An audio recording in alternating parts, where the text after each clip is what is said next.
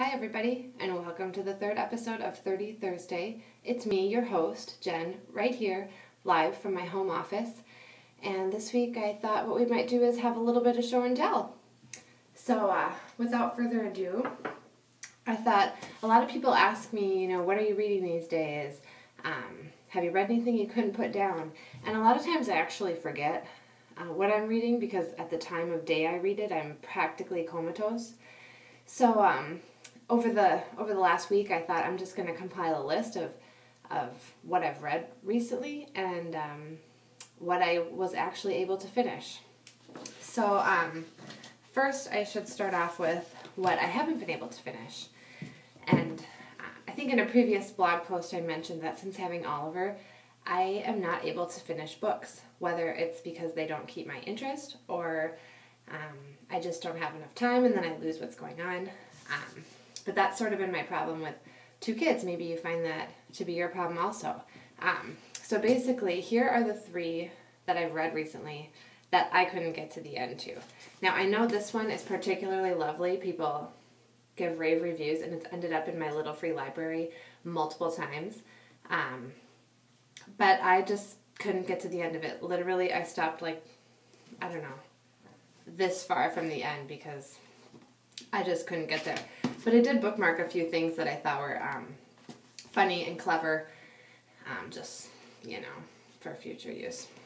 But it'll probably just go back in my little free library up front. This one, I couldn't tell you what it's about. It looked really good. New York Times bestseller, but again, couldn't get through it. And City of Falling Angels, I thought this would be cool because it takes place over in Italy, and it's by a really well-known writer, but that's what happened to that one too. So what I am reading right now is October's book club book for my neighborhood book club, and it's called The Other Typist. And it takes place during the Prohibition era, 1924, 1925. And so far, it's a page turner. I'm super into it. Glad I paid the $12.99 for the Nook book, and I'm going to completely finish it. So that's kind of where I'm at with books lately, if that gives you any ideas, or at least something to put down if you're struggling to get through the first couple chapters. You might not make it. So that's kind of where I'm at with books. As far as other show and tells, there are a ton of kid products out on the market, and things are always being recommended to me. You should try this, you should try that. And I just have one today that I hate to admit, but I have failed at. That would be this little guy here, the little green pouch. I'm not kidding you when I say that probably 10 mothers have told me, these are the greatest things. You can refill them and wash them out, fill them up with, pureed foods or whatever it is your kids like to suck out of a pouch. They're super great and super cost effective. Personally, as far as cost effectiveness, close your ears if you're eating, but I would rather scrub poo out of cloth diapers to save money than fill these with a funnel and then wash them out. Maybe that's just me. Probably is. But anyhow, these you can buy on Amazon, and they are super cool. I was really excited when I got them.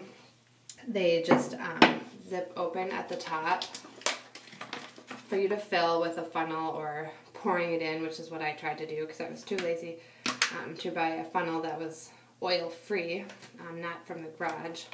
And then they can go in lunchbox or whatever. You can freeze them, use them as ice packs. They'll unthaw by lunchtime, and the kids can just suck it out or squeeze it onto a spoon. My kids went through a food sucking phase over the summer, so I thought, I have to buy these, This is going to be the next best thing. But I just can't get myself to fill them.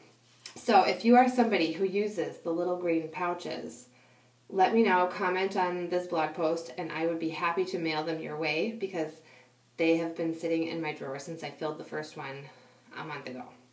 So anyhow, thanks for the suggestion. I don't know what to say. Fail. My other piece of show and tell I'm really excited about. As you may know, I am looking to go back into the corporate world.